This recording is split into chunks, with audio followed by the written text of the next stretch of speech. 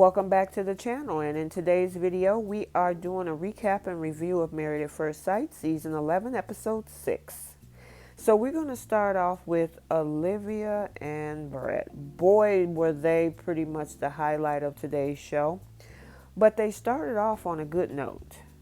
And basically they were just having their little morning bedtime talk in regards to what they expected to be matched with. And Brett was like, he was only concerned about the fact that they wouldn't match him with somebody that had a bunch of stuffed animals all over the house and stuff like that.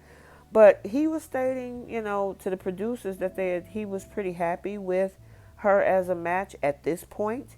And, they do their morning ritual as they brush their teeth together and everything.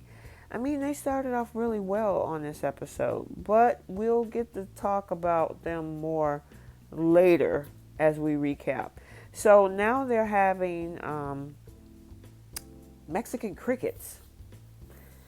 Yep, Mexican crickets. Can you believe that? And I think she said she actually had crickets, just not Mexican crickets, but anywho, I mean, the thing is that the biggest thing about this particular scene was the fact that she was saying how she works a lot, how she gets bored easily. And then he also asked about salaries. I think she did. I'm sorry. She asked him how much money did he make, and they discussed that. And come to find out, he makes substantially less than her, but it's a turn on to him that she's the breadwinner. And it wasn't a problem for her that he didn't make as much money. She said it just basically comes with the fact of her being a nurse is why her career salary is the way it is. But, I mean, the conversation, went on to the fact that she enjoys her lavish lifestyle, and how she likes spending money. Her spending habits are pretty frivolous, and she feels that she should enjoy her money. On the flip side, I don't know how Brett feels about that. He's basically the total opposite. He's more about survival mode. And he was pretty honest about everything that he's brutally honest. That's the thing about Brett. I mean, you don't want your guy to tell you a lie. At the same time, he is brutally honest to her about, what he feels in regards to his life, what he like to do, what he don't like to do. The conversation of sex came up in this interaction, and he was saying that third date was what he would see having sex on. And when he asked her, he just jumped up and said, how about the seventh date? Oh my God, he made a big deal out of that. I just think that was kind of crazy. I mean, if you choose to do that, fine. If whatever she chooses to do, fine too. So they actually went swimming with the stingray. They actually had a good time. And it looked like that was a lot of fun. I mean, they connected while going swimming with the stingrays. And I think this is a little bit something that, maybe can connect them, but there's still some issues with these two that I really see. I mean, she has a lifestyle where her friends are involved heavily. I mean, he even corrected her on when she said the fact that, I'm alone. And he was like, you were alone. And I mean, honestly, I understand why he said that. I mean, because he came in this to be married. At the same time, she also has to see herself as married. Now, do I think she should give up her friends, her hobbies, things like that? Absolutely not. I agree with her on that. On the flip side, I also understand Brett, like, okay, are you going to make time for me as well? Because of the fact that, hey, you have a long work schedule. You have a whole nother life. Where do I fit in, or where do any husband at this point fit in your life? And, she's like pretty much, hey, we'll make it work, but I'm just letting you know this is what I got going on with me and my life.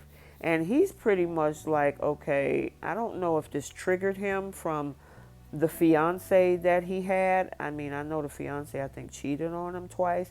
I don't think that Olivia would do that, but I think he's putting his guard up with her because it's like, okay, are you actually going to be vested in this relationship as much as I want to be? You know, because I mean, somewhere along the line, like she says, you have to balance it. She did say that it's all about a balance, but I don't know if Brett actually believes her when she says that. He also said that he doesn't really get mad, you know, because he said why. I mean, he likes challenges. So, and then they were again talking about the friends and how what her connection is or how she coped with being alone before they got together was FaceTiming her friends and basically spending time with her mom, you know, and you know, Brett was like, hey, I'm alone. I'm comfortable being alone, but I'm also looking for a significant other or wife at this point because they are married.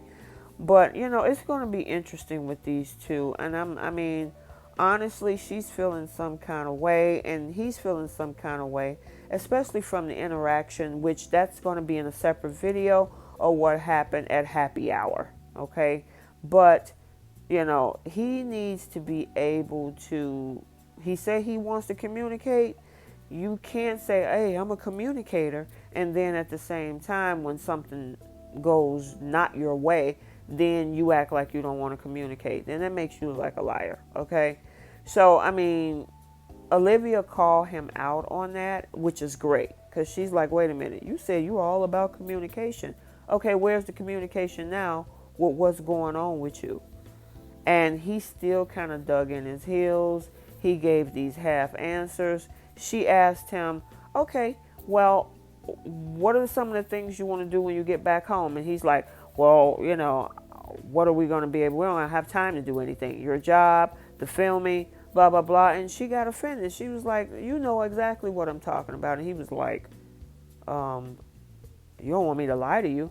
Dude, you know exactly what she's talking about. You're mad because you and your feelings about what happened earlier. And all she wants is answers. So they finally went to sleep and got some rest. They did wake up the next morning. Olivia was still in her feelings. I don't blame her because that whole communication crap he pulled last night, or lack thereof, got her upset. However, he did apologize to her, saying, you know, hey, I'm sorry. And he explained exactly about the rating system, which you'll see in the next video, that they did at happy hour, and how he was saying how you rate me a 7.5. So I just dug in my heels and say that's dehumanizing to rate me because I'm putting my all into this and you give me a 7.5. So, but he did apologize and he said he took that too far. It's going to be interesting to see where this couple goes.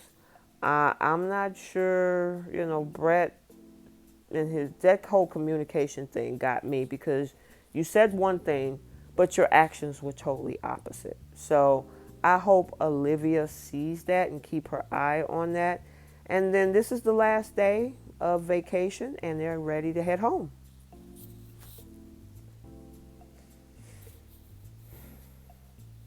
So now we're heading over to Henry and Christina. Okay, Christina. She started off complaining about the prosciutto, and he was like, okay, is it noodles or what? I mean, she was just not happy about this food. I mean, why did she order it, or did somebody else order it for her? And Brett was kind of,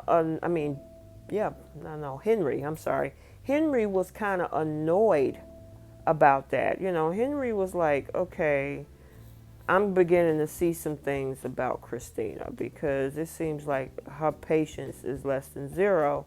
And at the same time, she even harshly corrected the producer for calling her Christine.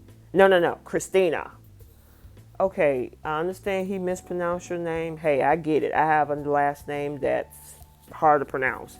But just say, hey, It's Christina. You didn't have to clap back at the producer like that. But anywho, I digress. Um, the other thing is with her, she's just not happy with this. She wants Henry to be more assertive, more aggressive. His communication needs to be more upfront. She was like, come on with it already. I mean, and I understand. I don't understand why they put these two together. I mean, Pastor Cal on matchmaking day told Dr. Pepper, I'm concerned about these two because they are passive people. Neither one of them want to take the lead. So I don't know how this is going to work. So now they end up going on a paddle boating excursion. And Christina was really going in on him, talking about, oh, it's going to be surprising if he can really do this. Can he do this? She was doubting him all the way through. And honestly, Henry was kind of doubting himself, but he was doing pretty well actually. His balance on the paddleboard was really good. So even it shocked her, like, oh, Henry is actually doing the right thing with the paddleboard, because obviously she's done this before. She's done everything, right? Whatever. So, I mean, she was still, saying what she was saying. The interesting thing about these two when they were paddle boating is that they were doing their own thing. It wasn't like they were together. He was off one direction. She was behind him. It was like there was no, hey, let's try to do this together. Let's keep up with each other. And she even fell. So while she was busy talking about him managing the paddle boating, she fell herself. Go figure. Yeah, Christina. All right. So they get back to the hotel for the evening. She said that he's the most stable person she ever dated. Okay, my question, Christina, is you dated some unstable people? I guess obviously so, if you figure he's the only stable person that you've ever dated. Okay. They were talking about a no fruit idea or something. I mean, the conversation between them is so awkward. I mean, it's almost like they're tolerating each other. It's just moving too slow. I mean, they did give their ratings, which again, there's an interaction video I'm going to do with the happy hour and what happened between Olivia and Christina conversation. So stay tuned for that video as well. But, I mean, these two, I said this last week, these two definitely they're just not a good pairing. I don't know what Dr. Pepper saw in these two. I mean, granted, Christina says it's making her do some things that she wouldn't normally do when it comes with a guy and being more assertive. But the thing is that how long can you withstand that? So we'll see.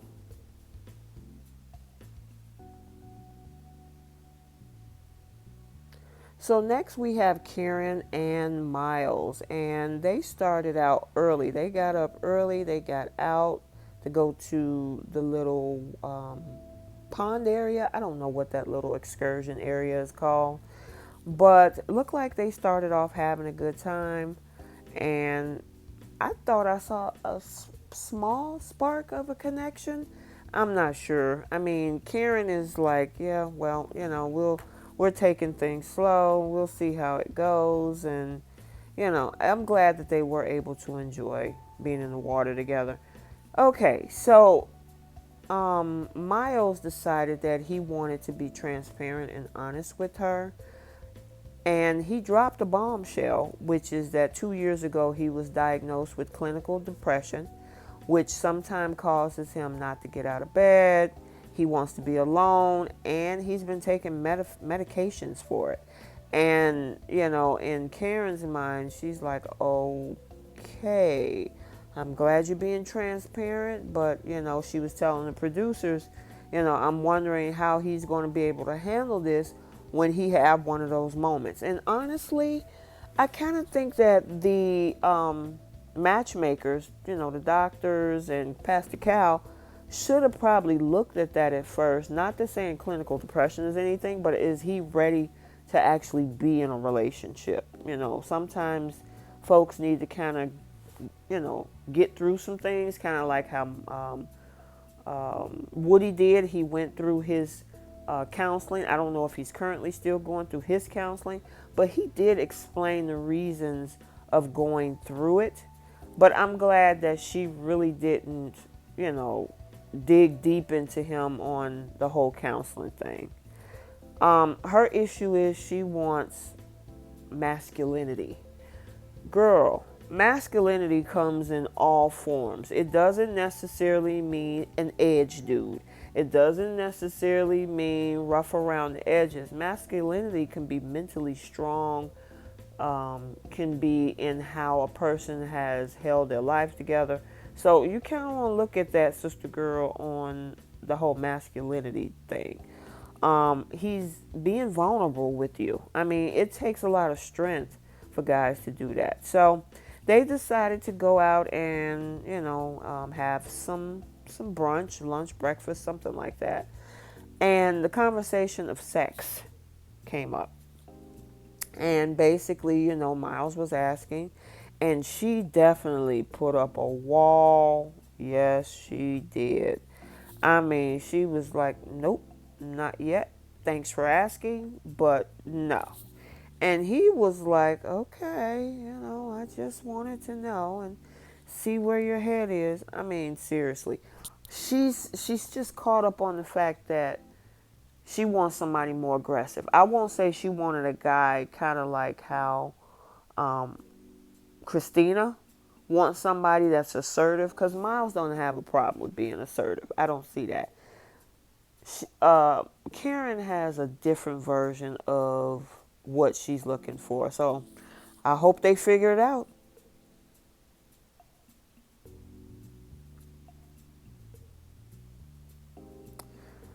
So next we have Sweet Amelia and Funny Bennett. These two, as usual, the momentum is continuing. I mean, oh my God. I mean, they were talking about their past relationships, and Amelia asked Bennett, about what was his expectations. And he's like, pretty much, it come as it goes, depending on who you're with. I mean, the previous girl left out little lights for him at night when he came in from work, or they did each other's laundry. And, Amelia was like, hey, I'm cool with that. I'll do your laundry. I'm like, you go, girl. They also wanted to make sure that they take their relationship to a deeper level and go deep with trying to, deal with each other. I thought that was so cute that Amelia played her guitar and had a song ready for Bennett. I just think these two are so great together. I mean, Bennett did say he's infatuated quickly. And then they started talking about death. How she wanted to donate her body to science or be cremated. And I mean, one thing about them is that they walk to the beat of their own drum. They're very unique in, their thoughts, but they're perfectly matched. She believes in PDA. Her parents she want to raise kids like she would raise, like she was raised. And even she had a conversation when they were kind of chilling out. I thought that was so cute that they were chilling out in that little hole in the side of that little mountain there. That is so cute and romantic. But, they were talking about PDA again and how kisses was a currency in his home. His mom gave them 150 kisses as currency if they used that as buying things or whatever in the house. She thought him to be agreeable. Amelia said he's so agreeable. So obviously, that's something that she's really feeling, how he'll be a good father. And it's interesting how his sister went in about, oh my God, the whole fatherhood thing. It's not great for the planet. But, Amelia's seeing Bennett as possibly being a great father. So sometimes, you just got to play things out. Things have a tendency to change once you're in a different situation. I absolutely love these two together. I mean, they are vibing, they are clicking. It's just they have a great connection, huge connection. I hope it continue because I mean, honestly, they've crossed paths before. I think this is something that might meant to be. I mean, obviously the universe must have gave him a second opportunity after he moved out of the relationship. Look at that. They even walk on the same accord. That was so cute how they showed that their footsteps are all in unison. So I just thought that was so awesome, so cute with these two. I just wanted to continue. And then Bennett is just so romantic. He created a little fort for them to just get up under. Instead of sleeping in the bed, he said, let me make this a little creative. So we'll just sleep under this fort and talk like we're camping. I thought that was so cute. And she was just as agreeable. She pulled out her little flashlight as if they were out camping at night. These two couple, I mean, the experts did an excellent job. Excellent job, with these two. And it's so funny how Bennett was just yep. I mean, he was talking about his hopes, his dreams, and what he wants to do. And Amelia was so comfortable. I guess she was exhausted because they had a long day. She fell asleep. And I mean, for most people, they would get really offended by that. Like, oh my gosh, she went to sleep on me. And he took it in stride. I mean, Bennett is like, I mean, he seems like a big kid at heart, but he is immensely secure. I mean, mature and secure, mature as well. And I mean, he didn't get upset or anything like that, but I just think that was really awesome that these two, actually click the way. And he started talking again and she dozed off again. So they are on their way home. Let's see what happens when they go back to New Orleans.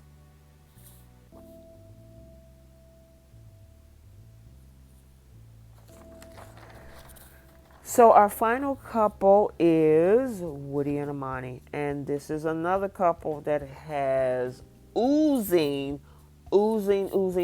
chemistry. I mean, I just hope these two just stay this way. I hope these two stay this way. I mean, Woody is like, he made her feel secure because she was like, I am so afraid that everything is going to change once we go back home. I'm so scared. And she was like, aren't you? And he's like, nope, I think with both of us being together, that's what's going to make me happy, And I like these two. They had a great time with the dune buggies.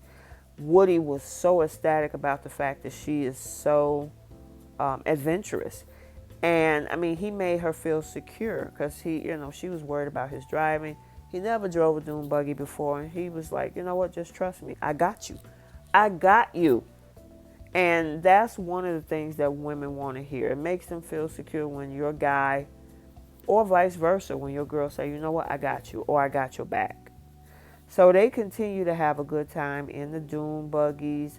I mean, there's not much really to say. They didn't really have too much of a conflict on today's episode. I don't think they had a conflict at all. They are just enjoying the moment, living this honeymoon like it's golden. I'm just so happy about these two. Because, I mean, Woody in the beginning at the bachelor party, or beforehand, his friends, his family, they wasn't too sure about him. But look at this. I mean, he is so romantic.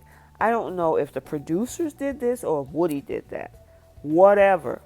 Both Woody and Amani took full advantage of the candlelit bath with the little hearts and the rose petals. I just thought that was so cute and so romantic. I mean, they had the wine, the little candles, and then he even bought her a little gift to put on her bracelet, a little charm for her bracelet. That was so thoughtful, And I mean, it seems like he's truly into her. She seems like she's truly into him. I mean, it's just, I would say that this is one of the other couples that the experts did an excellent job. they both have pretty much just went with the flow. You know, there's no huge walls or guards up. They are so comfortable with each other emotionally, spiritually, physically, because as they are in the bathtub. And the night just went as beautiful as the scenery and the pictures that we saw. You know, I mean, actually, this evening led into them actually consummating their marriage. So there's the answer. A lot of people were asking, who's the first couple that's going to consummate the marriage? Ding, ding, ding, ding, ding. Woody and Amani. They did it. And I'm glad it was their choice. It wasn't somebody was forced, you know, or coerced or made to feel some kind of way.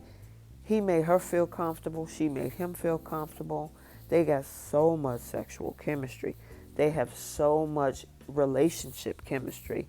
I just wanted to continue. So, you know, we will see. I mean, Amani was like, he makes her feel beautiful. He makes her feel affectionate. He makes her feel comfortable. That's what couples are supposed to do with each other, you know. So, I just, like I said, I wanted to end this video with this couple. This is one, I said my top two couples are Amelia and Bennett and Woody and Amani. So I want you guys to stay tuned because the interaction videos where they were at happy hour, the interaction between Christina and Olivia over Brett, that's going to be in that video. So please make sure you subscribe to the channel. We are also, if you're a Love Island fan, Love Island starts August 24th. I'm going to be doing reviews on that show as well. So if you want to get notifications about every week, the videos that I upload, feel free to subscribe and share it with any of the other Married at First Sight fans. So I just wanted to, you know, have this particular couple as our last and final couple to top off the night. Amani is so happy. Woody is so happy. And you can tell they had an awesome night because they are feeling the afterglow. I'll just say that. But one funny other thing is that Woody does what Olivia does, which is pee in the shower. And as much as that shocked the mess out of Brett, it also shocked Amani. And she was like, don't be peeing in the shower around me. I mean, she was shocked. So, you know, of course, this is stuff that you're going to learn about your partner as you go along. You know, when they go back to New Orleans, they're going to have to live together and see how it goes.